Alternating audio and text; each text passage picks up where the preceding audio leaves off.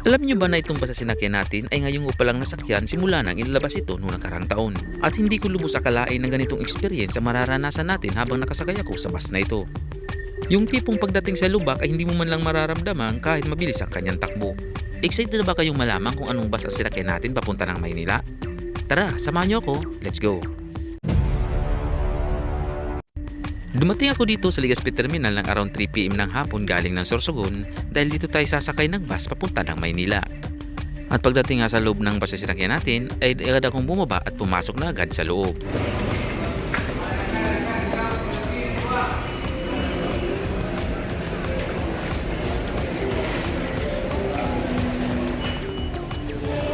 At pagdating ko nga dito sa ticketing area ng Legazpi Central Terminal ay nag-isip ako kung anong bus ang pwede nating sakyan na hindi pa natin nasasakyan papunta ng Maynila. At nang makita ko nga ang ticket booth ng Ilabel ay agad akong lumapit at tinanong ko kung available ang iskanya nila ngayong araw. At dito nga ay sakto naman na marami pa palang slots kaya tayo ay nakakuha agad ng ticket. At ang naging pamasahe nga natin ay nagkakahalaga ng 1,100 pesos. PITX ang aking baba. At paglabas nga natin ng ticketing area ay nagulat ako dahil nandito na pala ang bus na sasakyan natin.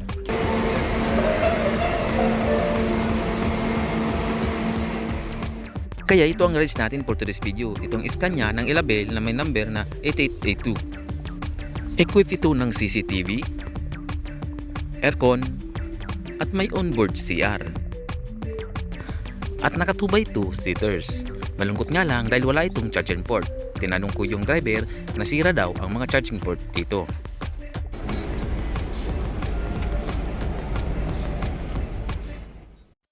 At pasado alas 4 na nga nang umalis ang bus ng Legazpi Terminal.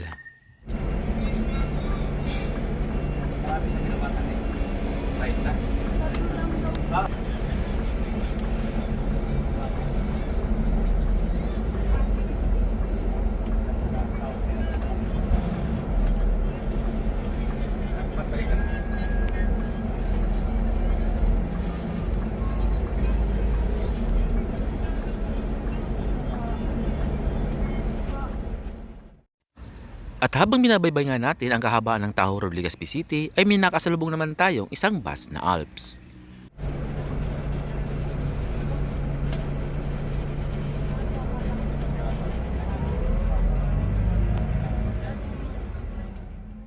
At paglipas nga ng ilang minuto, pagaling natin ng Legazpi Terminal, ay nadarating na natin ang Tagas Daraga.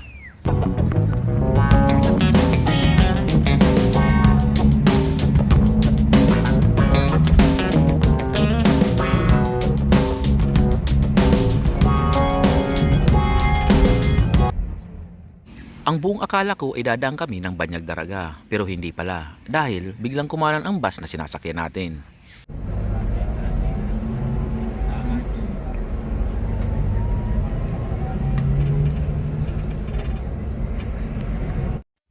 Pagdating nga sa dulo ay may nakita tayong ginagawang tulay. Hindi ko lang masabi kung saan lugar na to sa Daraga dahil ngayon lang ako nakadaan dito.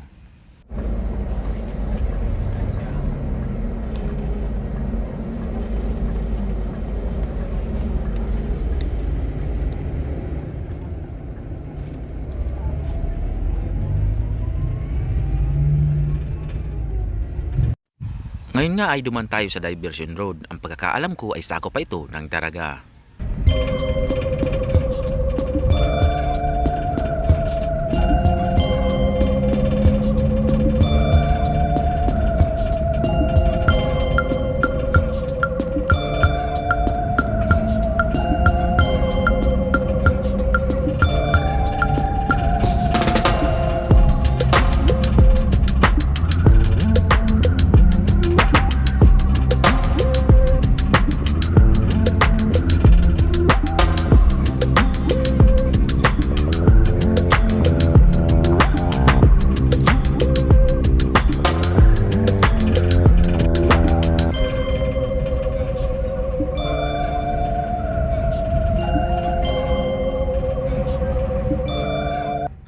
At sa ilang minutong biyahe natin galing ng Legazpi Terminal ay narating na natin ang bayan ng Ginubatan.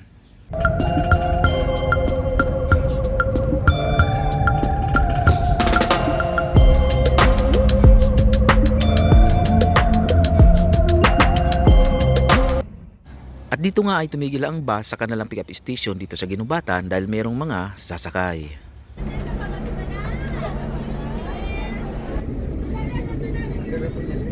Garapon sa garapon. Pili sa bote sa dyan. Garapon. Sige po, tuloy.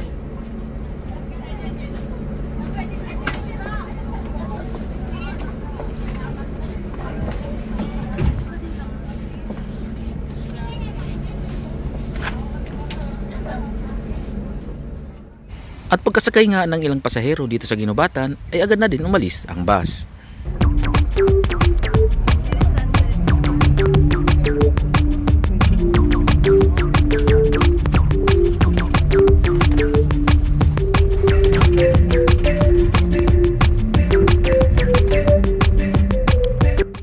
Pagdating nga sa dulo ng Ginubatan ay may ginagawang kalsada, kaya medyo bumagal ang sinasakay nating bus.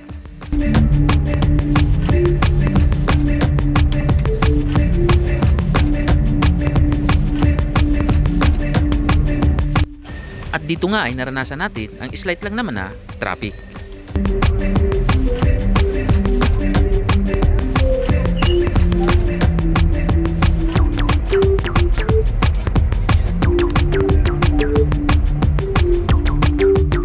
At pagkalagpas nga natin na medyo matraffic sa bahagi ng Ginubatan, ngayon ay pumilis na ang takbo ng ating sinasakyan.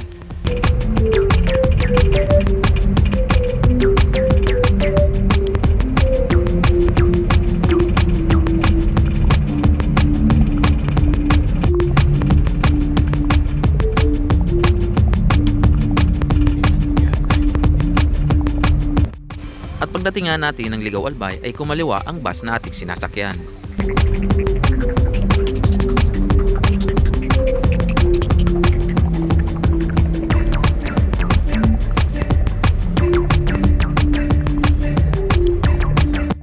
Kaya pala kumaliwa ang bus na ating sinasakyan dahil papasok pala ito ng Ligaw Terminal dahil meron silang pasaherong pipikapin.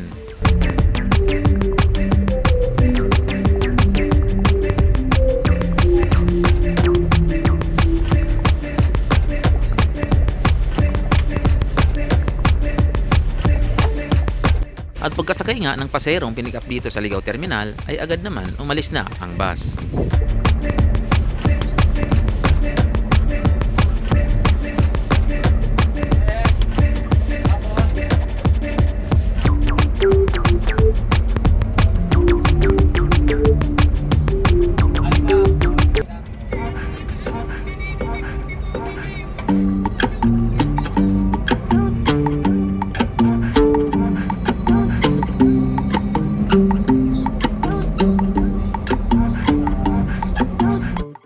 At sa ilang minutong biyahe natin galing ng Ligaw ay narating na natin ang Pulangi, Albay.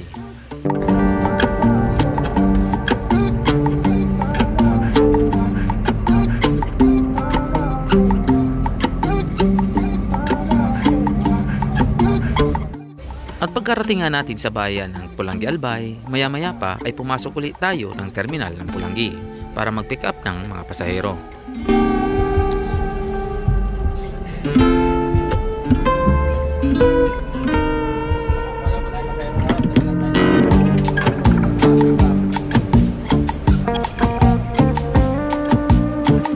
Pagkasakay nga ng mga sumakay sa Pulangi Albay Terminal ay umalis na din agad ang bus at nagsibabaan na rin ang mga natitinda sa loob ng bus.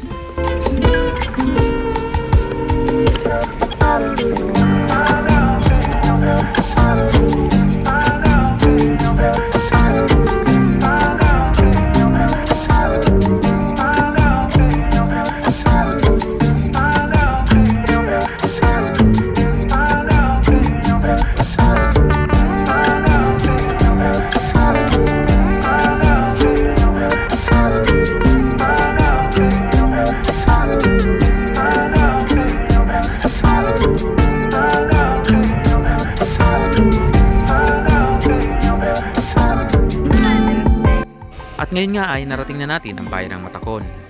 Nag-pick up ulit dito ng pasahero at pagkatapos ng pick up ay umalis na din ang bus.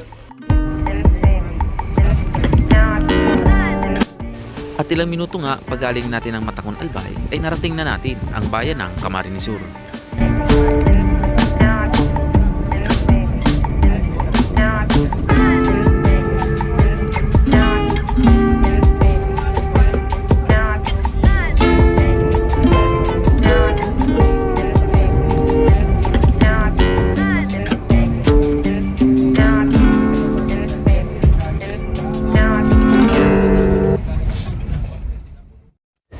At sa magdadalawang oras na biyahe natin galing ng Legazpi Terminal ay narating na natin ang bayan ng Nabua.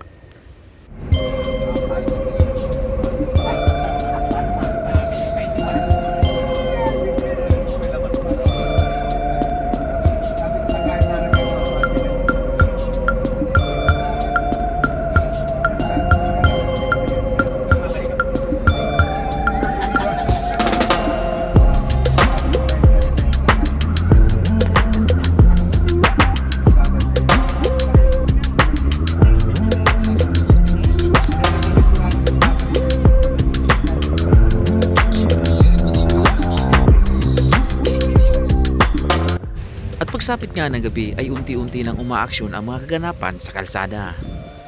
At unti-unti ko na rin nararamdaman ang pagbilis ng bus na ating sinasakyan.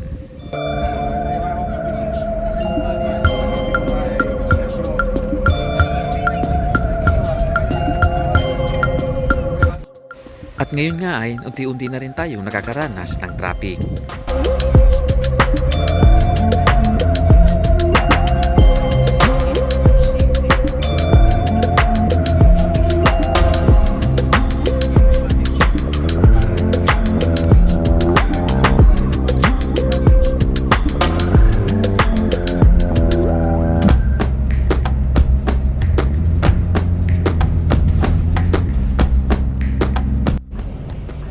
At sa mahigit isang oras na biyahe galing ng Nabua ay narating na natin ang unang stopover, ang Pamplona, Camarines Sur. So yun, maganda kami basin to siya. So ngayon, ito yung unang stopover natin. Ito yung Pamplona, Camarines Sur. Yung sinakyan natin mga lodi, ayun yung umatras na yon, yung Scania, yung 8882. Ayan. So mali pa yung pwesto ko pala, papunta para dito to.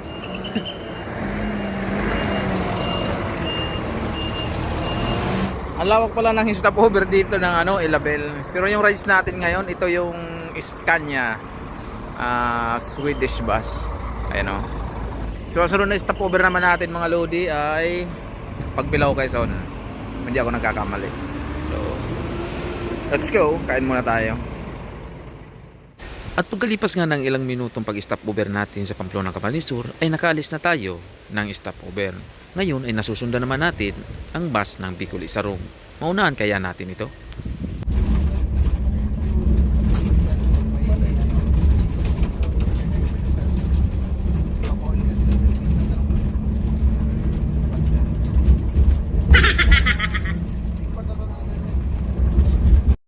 At habang binabaybay natin ang kahabaan ng kalsadang ito, napapansin ko na parang bumibilis na ang takbo ng ating bus.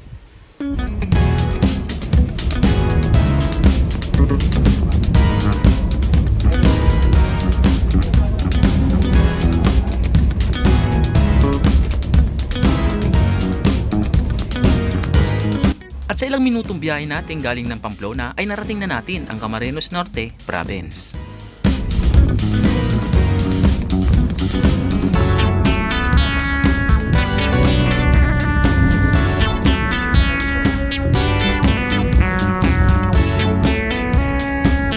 Pag binabaybay natin ang kahabaang ito, ang kalsada ng Camarines Norte ay tumambad na sa atin ang mga bitak na kalsada.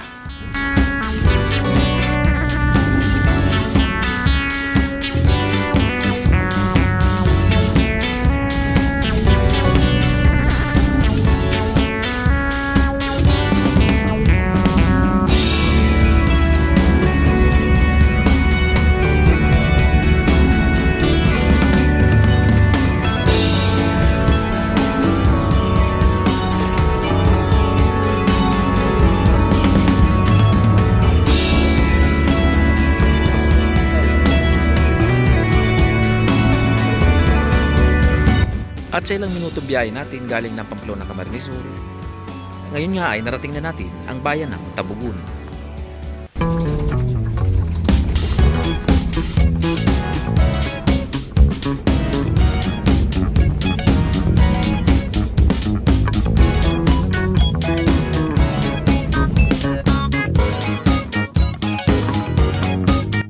At habang binabaybay natin ang kahabaan ng kalsadang ito, sa bandang unahan naman ay minakita tayong isang bus. Isa pala itong Gold Strands na nasiraan.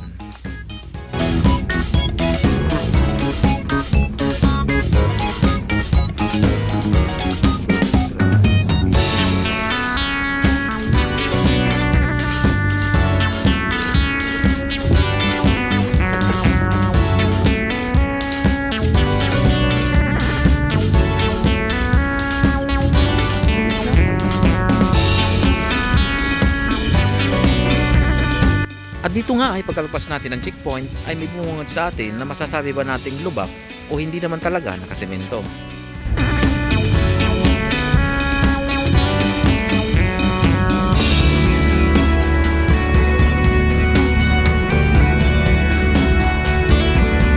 At dito nga ay bumungad na sa atin ang arko ng Bicol. Hudyat ito na papalabas na tayo ng Bicolandia at papasok na rin tayo ng Quezon Province.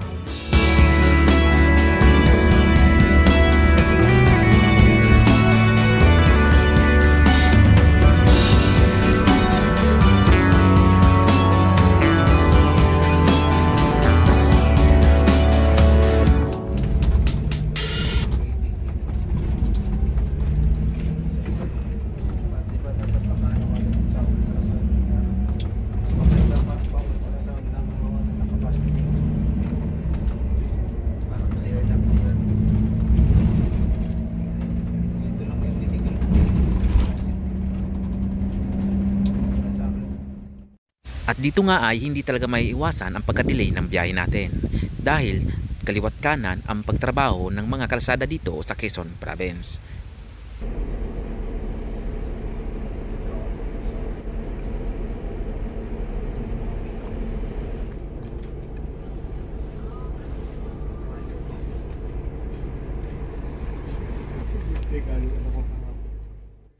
Kaya pala medyo mahaba-haba ang paghihintay natin dahil nga inaayos ang kabilang kalsada.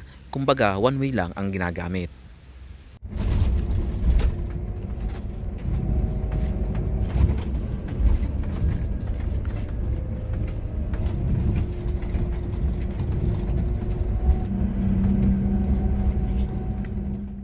At habang papalapit na nga tayo sa Calauag, Quezon ay nagkakaroon na ng mga mabibigat na traffic.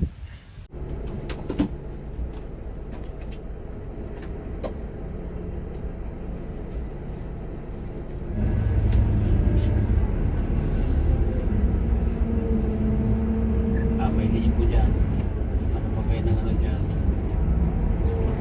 May police station dyan sa ano yan. Wada. May tumirik yung klase niyan. Oo. Yan ang conductor ko. May police. Ang kalabasaba na lisensya ko. Pares kay Hernandez. Tawag si Kuya Juro nangyari. 11,000. At ito na nga yung kinatatakutan namin, ang maipit sa matinding traffic dito sa Calauag, Quezon. Ayan, pag ganun. Ay ano? O tama, ba? Pag ganun.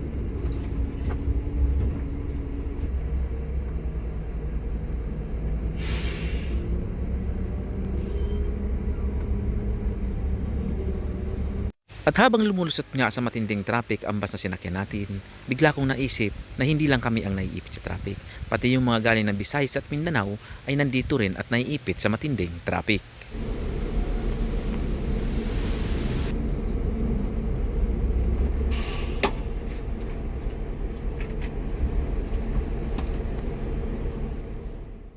At pagkalagpas nga namin na matinding traffic dito sa Calauag, pagdating naman sa unahan ay mukhang matatraffic uli kami sa may terminal ng Raymond dito sa Calauag.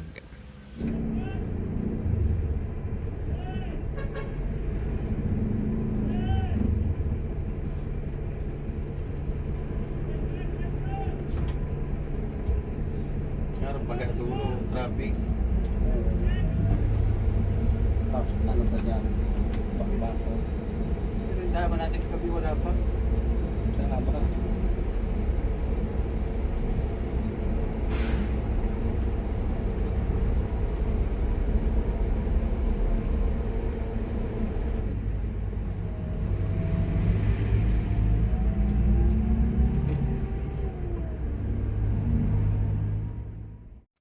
At pagkalagpas nga natin ng Calauag, Quezon, ito na nga yung sinasabi ko. Magkakaroon na ng matinding traffic.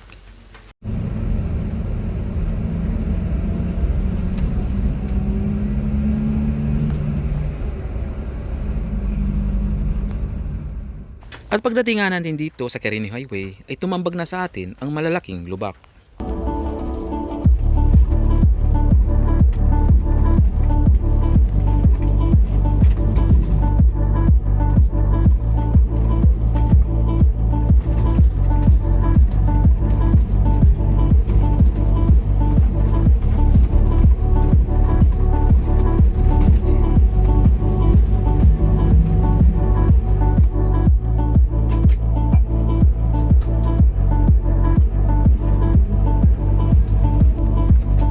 habang binabaybay natin itong kahaba ng Quirino Highway, napansin ko yung mga poste na itong nakatayo rito ay matagal na ito, pero hindi pa rin natatapos.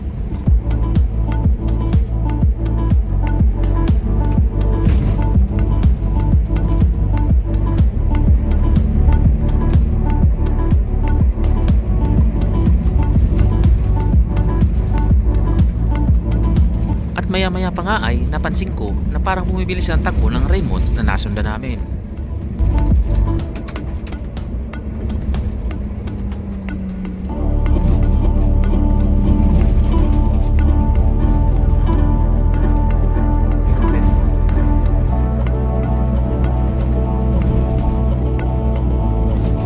At dito nga ay ang layo na nga ng Raymond sa amin. Maabot na pa nga ito ng basta sinasakyan natin.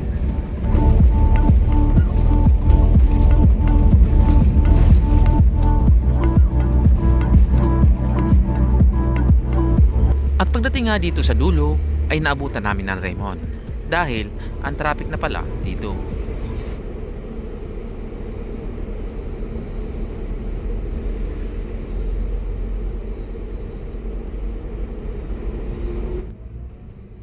At ngayon nga ay dumiretso na kami. Dahan-dahan lang ang takbo ng bus dahil napakalubak.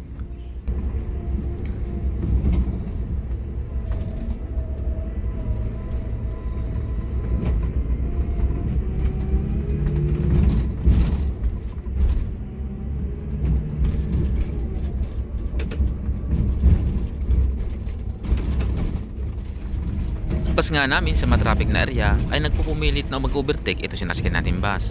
Kaso nga lang napakalubak kaya hindi niya ito magawa.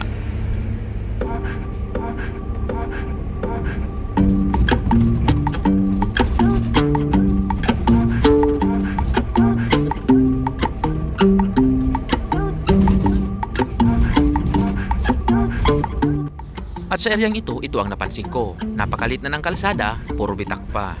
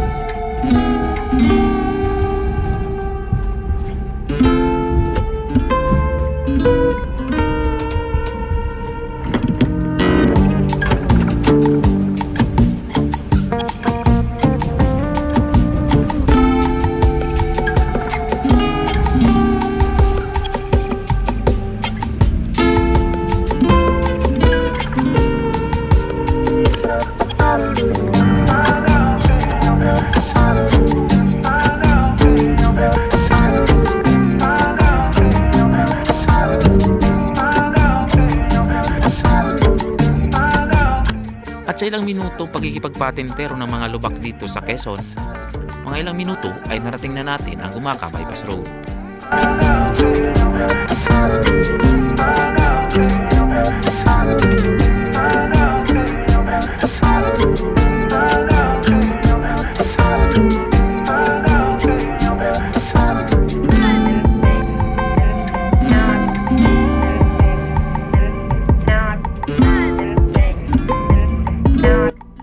Dito ay masasabi ko nga na napakadilim ng kalsadang ito. Kumusta naman kaya ang may hawak ng lugar na ito? Hindi man lang mapalagyan ng street light.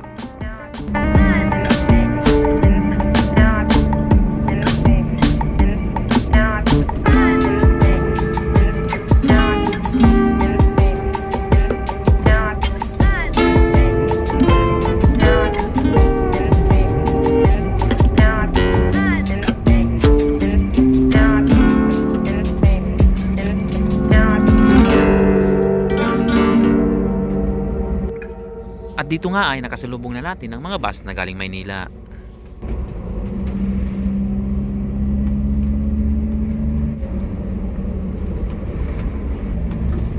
Para sa akin na isa ring commuters, masasabi ko nga na pwede rin itong tawagin talagang die road dahil nga napakadilim ng lugar na ito at hindi mo alam kung may kasalubong ka lalo kung wala silang ilaw.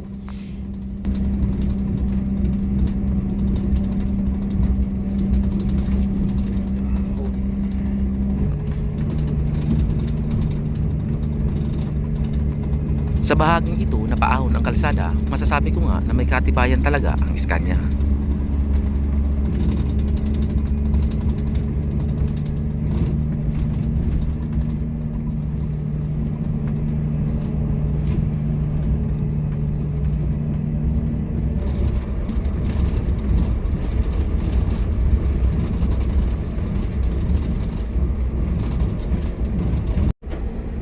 Dito nga ay masasabi ko na ang kawawa talaga dito ay ang mga 10-wheeler na dumadaan.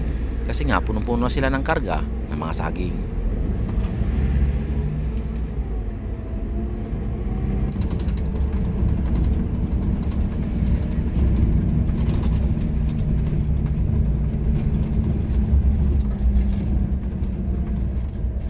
Naku, nahirapan na yung isang.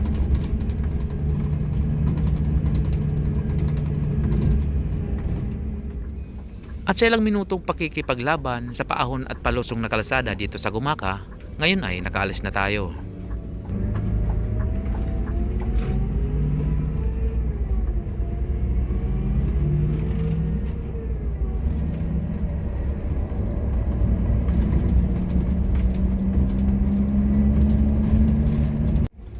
At pagkalabas nga natin ng Gumaka Bypass Road, ngayon ay nakasunod na naman natin ang Madiwing. Malampasan na kaya natin ito ngayon?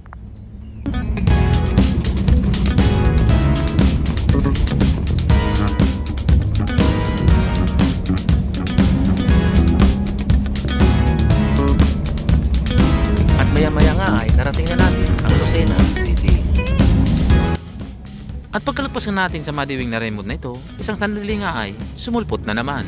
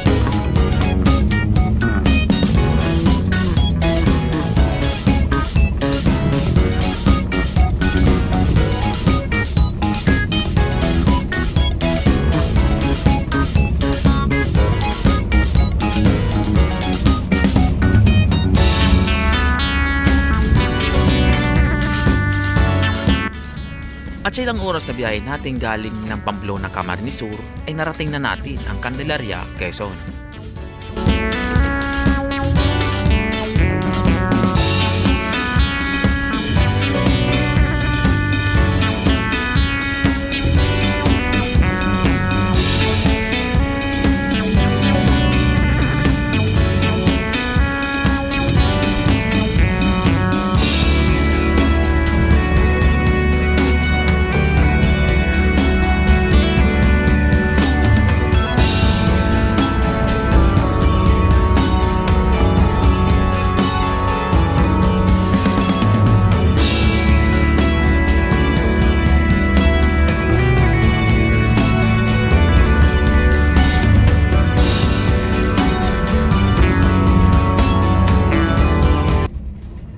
At sa mahigit kalating oras na biyahe natin galing ng Candelaria, ngayon ay narating na natin ang San Pablo, Laguna.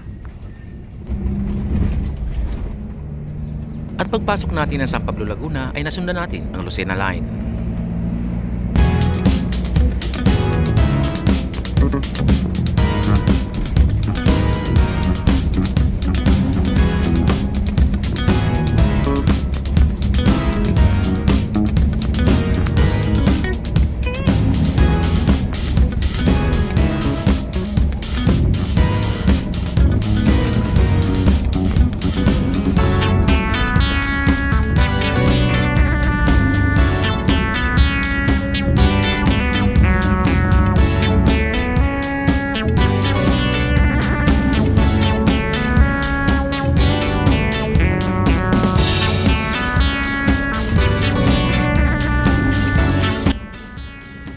nasa lalawigan pa tayo ng Laguna ay bigla ako nakaramdam naman ng matinding antok.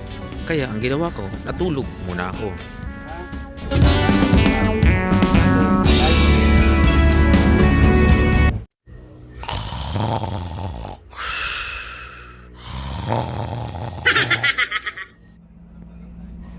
At ang magising nga ako ay umaga na at nakita kong nasa Skyway na pala ang bus na sinasakyan natin.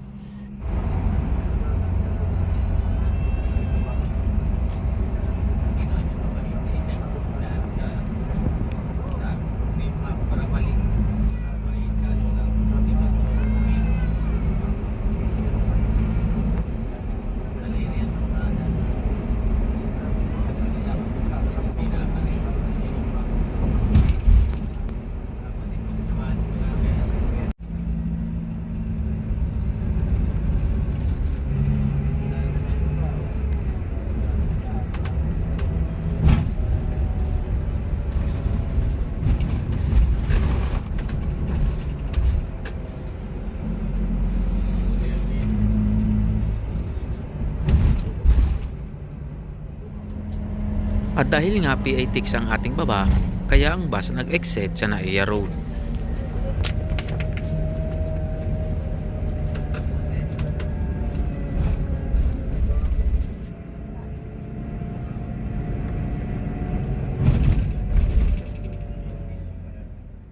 At paglipas nga ng ilang minuto ay nadaanan natin ang signboard to PITX. Hudyat ito na malapit na tayo sa terminal.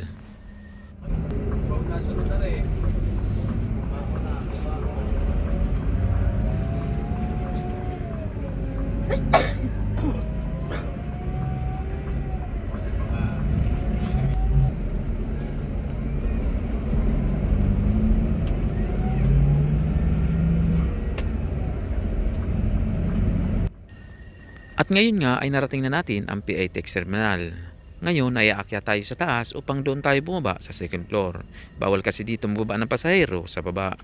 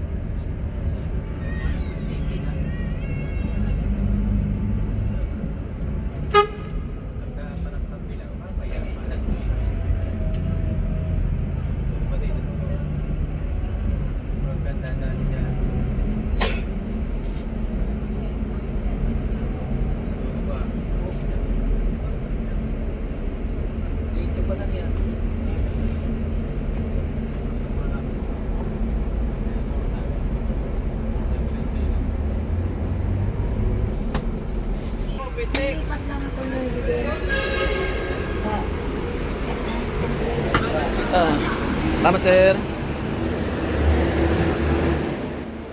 At sa mahigit 16 hours na biyahe natin galing ng Legazpi Terminal, narating na natin ating endpoint. Ito ang PITX Terminal. At sa mga nakapanood ng video ito, natapos nyo man ang video o hindi, nagpapasalamat ako dahil napanood nyo pa rin ang video ito. Hanggang dito na lang ang video natin. Magkita-kita ulit tayo sa susunod ko naman na bus ride.